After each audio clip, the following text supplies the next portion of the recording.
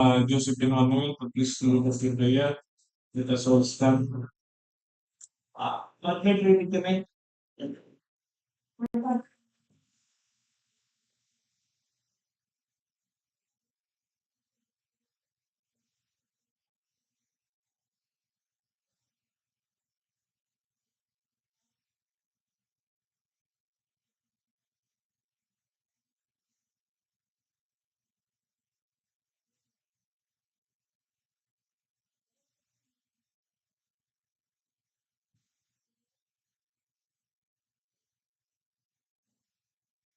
Thank you, Mama Josephine Manuel. Now may I ask the head of the Secretariat, Engineer Manuel Novincino Jr., to please have a roll call. Present for today's privy conference, our back chairman, Engineer Jose Wilson Manongsong, back members, Engineer David L. Calaganas, and Engineer Regent Taka. For the technical working group, headed by Engineer Renal Barrera, Architect Ramilisi, and Engineer Julian Medina. For the back secretariat, headed by yours truly, Engineer Manuel Levincino Jr., with back secretariat members, Madam Brenda Morales, Madam Josefina Manuel, and Mr. Rolando Manuel. Since the majority of the back members are present, there is a quorum. Thank you, Sir Manny. Today's procurement activities, the conference of 12 civil works project. The first one with contract ID 24AI 0188, repair rehabilitation of pump protection, Barangay Macayo, Alcala, Pangasinan. Next project with contract ID 24AI 0189, repair rehabilitation of pump protection, Barangay San Aurelio First, Balungao, Pangasinan. Third project with contract ID 24AI 0190, repair rehabilitation Asingan-Tayug, Earthdike at Asingan-Tayug section, Pangasinan. Fourth project with contract ID 24AI 0191, repair of rehabilitation of Alcala Earthdike at Alcala section, Pangasinan. The fifth project with contract ID 24AI 0192, repair rehabilitation of pump protection at Barangay Legaspi, Tayug, Pangasinan. The next project with contract ID 24AI 0193, repair rehabilitation of Villasis Earthdike at Villasis section, Pangasinan. Seventh project with contract ID 24AI 0194, repair rehabilitation of pump protection at Barangay Gualsic, Alcala, Pangasinan. Eighth project with contract ID 24AI 0195, repair rehabilitation of pump protection at Barangay Lilimasan, San Carlos City, Pangasinan. The ninth project with contract ID 24AI 0196, repair rehabilitation of pump protection at Barangay Tumana, Rosales, Pangasinan. The 10th project with contract ID 24AI 0197, repair rehabilitation of pump protection, Barangay Salina, San Carlos City, Pangasinan. The 11th project with contract ID 24AI 0198, repair rehabilitation of pump protection, Barangay Bacnal, San Carlos City, Pangasinan. The 12th and last project with contract ID 24AI 0199, repair rehabilitation of pump protection at Barangay Mukpok, San Carlos City, Pangasinan. This private conference is being conducted to give the prospective leaders a chance to clarify other issues relating to the contract and the project. At this point, may I call on the head of the technical working group, Engineer Renal Barrera, to discuss the immediate technical and financial requirements of the contract to be made. Thank you, sir. We will now discuss the eligibility, technical, and financial requirements of the contracts to be bid. Documents were submitted by the bidders. These are included on manually or tribally/online However, members should only select one mode of submission, either manual or electronic. Similar to manual submissions, the guidelines for the preparation and submission of an electronic bid are contained in BDS ITB Class 21 as per DEO 87 Series of 2020. Electronic submission and receipt of bids for the procurement of civil works contracts.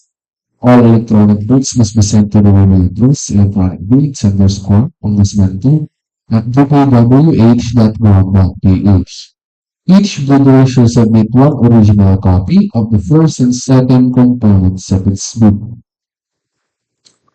Checklist of technical and financial documents. For technical proposal, Class A documents, legal documents, valid project registration certificate, platinum membership, all previous in accordance with Section 8.122. For all documents, statement of the prospective bidder of its ongoing government and private projects, including contracts awarded not yet started, if any, whether similar or not similar in nature and complexity of the contract. Statement of the bidder's single largest completed contract, SLCC, similar to the contract to the bid, under conditions provided under the rules. A special pickup license in case of joint ventures or registration for a parking causing the contract to the bid. Original copy of bid security, if in the form of surety bond, submit also a certification issued by the Insurance Commission or original copy of notarized bid security declaration. The bid validity period and bid security validity period should be 120 calendar days from the date of submission of bids. The bidder shall submit a bid security declaration or any form of bid security enumerated below. For cash or cashiers or manager's check issued by a universal or commercial bank, or for banknote or guarantee or irrevocable letter of credit issued by a universal or commercial bank, the amount of bid security should not be less than 2% of ABC. For surety bond, callable upon demand, issued by the surety or insurance company, that is certified by the Insurance Commission as authorized to issue such security, the amount of bid security should not be less than 5% of ABC. For project requirements, which shall include the following: organizational chart for the contract to be bid, list of contractors' key personnel, project manager, project engineers, materials engineers, and foremen to be assigned to the contract to be bid with their complete qualification and experience state. The minimum years of similar experience for project manager, project engineer, and foreman should be 5 years, while the materials engineer should be DPWH accredited materials engineer 1. List of contractors' major equipment units which are owned, leased, and are under purchase agreement supported by proof of ownership or certification of availability of equipment, lessor or vendor for the duration of the project as the case may be, an original body sign omnibus form statement, and if applicable, original notarized secretary certificate in case of corporation, partnership, or cooperative, or original special power of attorney of all members of the joint venture, giving full power and authority to sign its officer, to sign the OSS and do acts to represent the bidder. For financial documents, the prospective bidder's computation of net financial contracting capacity is computed as follows. NFCC is equal to current assets minus current liabilities multiplied by 15 minus value of unfinished projects including awarded projects not yet started coinciding with the contract to be bid. For Class B documents, if applicable, value signed joint venture agreement, VBA, in accordance with RPA number 2566 and its IMR, in case the joint venture is already in existence. Or dwelling authorized statements from all the potential joint venture partners stating that they will enter into and abide by the provisions of the GBA in the instance that the bid is successful. For financial proposal, original of valid signed and accomplished financial bid form and other documentary requirements under RA 9184, original of valid signed bid prices in the bill of quantities, valid accomplished detailed estimates form, including the spreadsheet, and cash flow by quarter. Criteria and procedure for detailed evaluation of bids, post-qualification, and award. The financial component of the bids of each past bidder shall be evaluated using non-discretionary criteria, including arithmetical corrections for computational errors, and thus determine the correct total calculated bid prices. The box shall automatically disqualify any total calculated bid prices which exceeds the ABC. The following factors are to be considered in the evaluation of the bid prices. No price in required item, non-complying, indicating a zero or a dash, treated as an OP. All prices are deemed to include all taxes. Bids not addressing or providing all the required items in the bidding documents, including non applicable BOQ, shall be considered non-responsive. Arithmetical corrections, bid prices in figures versus words prevails. Total price versus unit price per item, unit price prevails. Total price versus actual sum of component items, actual prevails. Unit cost in detailed estimates versus unit cost in BOQ, latter prevails. If above ABC, non-complying. For post-qualification, the verification of the following legal requirements is needed. Licenses, certificates, permits, and non-inclusion in blacklist. For technical requirements, single largest completed contract, SLCC, similar to the contract. Key personnel, minimum work experience requirements should be satisfied. Availability and commitment of major construction equipment. Clear the prospective bidder to state a complete technical description of the pledged equipment, whether and the specific bidder's location, whether on lease or under purchase agreement shall result in the bidder's automatic post disqualification for award of contract and forfeiture of its bid security for DEO 58 series of 2012. Performance in ongoing government and private contracts. Negative slippage of at least 15% in any one project or negative slippage of at least 10% in each of two or more contracts. Forward the contractor to commence repair work and complete ongoing contracts in the prescribed date after receipt of the notice of defects and deficiencies. Forward the contractor to commence repair works on contracts with pending certificates of acceptance in the prescribed date after the receipt of notice of defects and failures. Substandard quality of works, unsatisfactory performance by contractor and conditions at the time of inspection, liquidated damages currently imposed on the contractor. DEO 127 series of 2018 strict application of RA 9184 in the conduct of post-qualification of bidders with delayed ongoing contracts with the DPWH, authenticity and correctness of bid security. For financial requirements, audited financial statement, especially current assets and liabilities, up-to-date value of outstanding or uncompleted works under ongoing and awarded contracts, updated NFCC versus ABC. Notes on the personnel and equipment requirements of the project. If a proposed key technical personnel is an employee of the bidder and working on another project at the same time of the bidding, the bidder shall submit a certification that the personnel will be pulled out from the ongoing project once the bidder is awarded the contract, and second, he or she will be replaced with another person with equal or better qualifications as certified by the head of the implementing office. The bidder may propose a key technical personnel who is not its employee, provided that the said personnel is required to submit a certification that he or she will own for the bidder if it is awarded the contract under bidding. The certification should be included in the first envelope of the sealed bid. Also to be verified during post-qualification is the set of equipment pledged by the bidder. The bidder should specify in the submitted bid the location of the equipment where they can be inspected. If any equipment is not in the specified location, then the bidder shall be post-disqualified. The contract of award.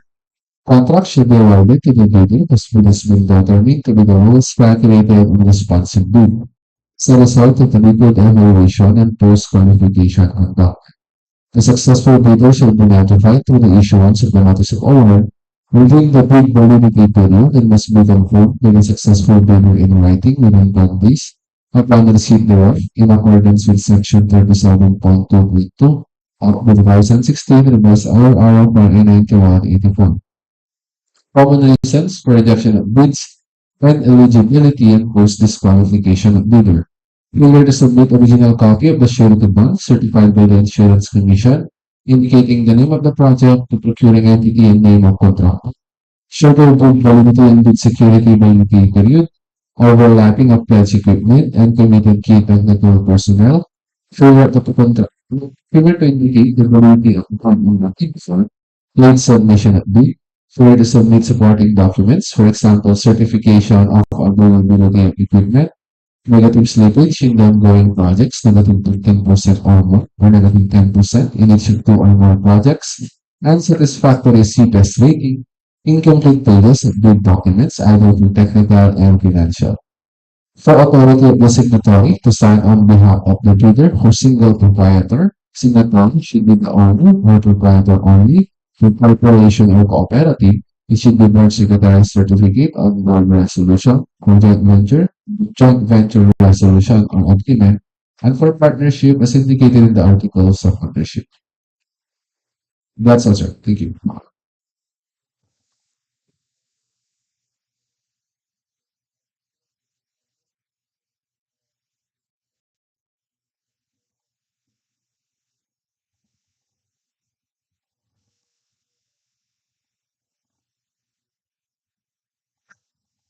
For the basic contract data, contract ID number 24 EI0188, contract name Repair, Rehabilitation of Bank Protection at Barangay Macayo, Alcala, Pangasinan.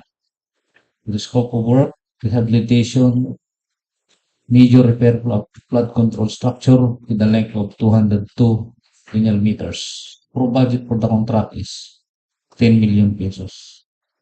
And the contract duration is 57 calendar days.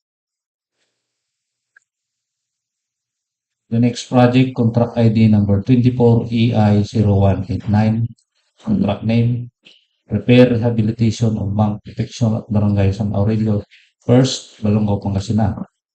Scope of work, rehabilitation of major repair of flood control structure with a length of 100 linear meters. Provided for the contract is 5 million pesos. For the contract duration is 35 calendar days.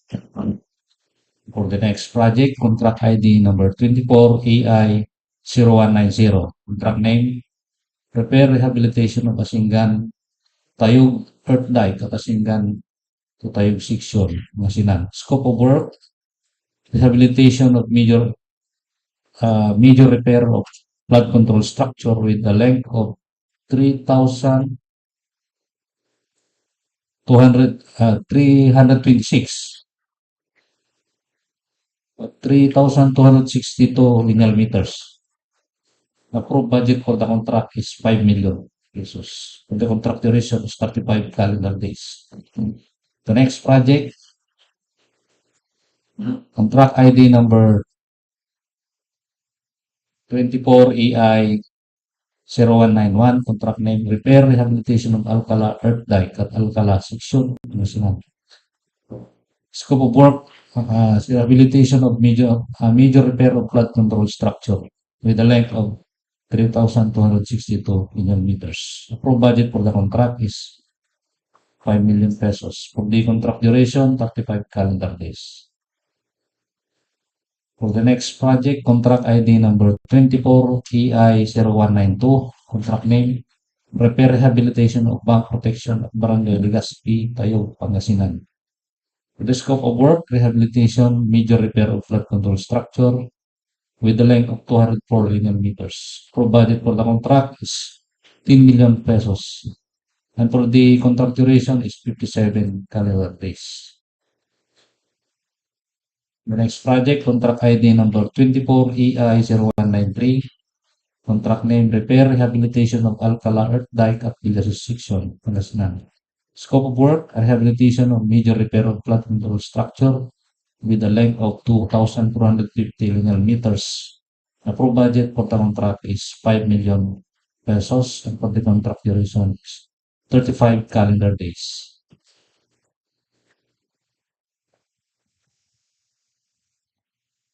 For the next project, with the contract ID number of 24AI0194, contract name, Repair Rehabilitation of Bank Protection at Barangay Gualsic, Alcala, Pangasinan. Scope of work or item description, rehabilitation, major repair of flood control structure with a length of 204 linear meters. And approved budget for the contract of 10 million pesos. Contract duration of 57 calendar days. For next project with the contract ID number 24AI0195, contract name, repair rehabilitation of bank protection at Barangay Lilimasan, San Carlos City, Pangasinan. Scope of work, item description, rehabilitation, major repair of flood control structure, length 203 linear meters, and approved budget for the contract, 10 million pesos, and a contract duration of 57 calendar days. Contract ID number 24AI0196, contract name, repair rehabilitation of bank protection at Barangay Tumana, Rosales, Pangasinan. Scope of work or item description, rehabilitation, major repair of flood control structure, length 201 linear meters, and approved budget for the contract of 10 million pesos, and a contract duration of 57 calendar days. Contract ID number 24AI0197, contract name, repair rehabilitation of bank protection at Barangay Salina, San Carlos City, Pangasinan.